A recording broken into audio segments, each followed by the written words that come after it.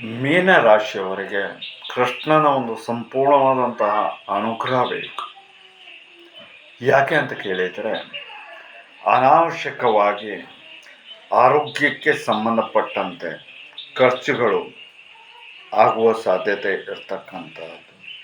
ಮತ್ತು ಅಷ್ಟೇ ಅಲ್ಲದೆ ಕೆಲವೊಂದು ಗ್ರಹಮಾನದಿಂದ ಕಾಯಿಲೆಗಳು ಉಂಟಾಗುತ್ತೆ.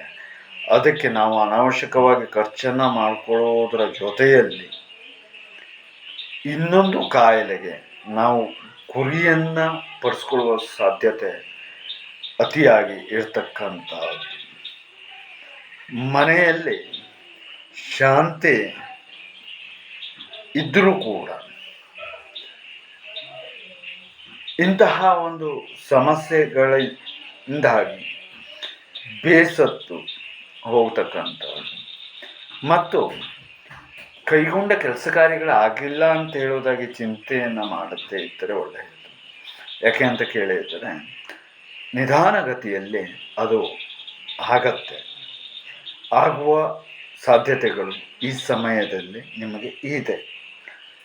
ಆದರೆ ಕೆಲವೊಂದು ವ್ಯರ್ಥ ಹಾನಿ ಅಂತ ಕರೀತೇವೆ, ಅಂದರೆ ಹಣ ಬರೀತೆಯಾಗಿ ಪೋಲಾಗ್ತಕ್ಕಂಥದ್ದು.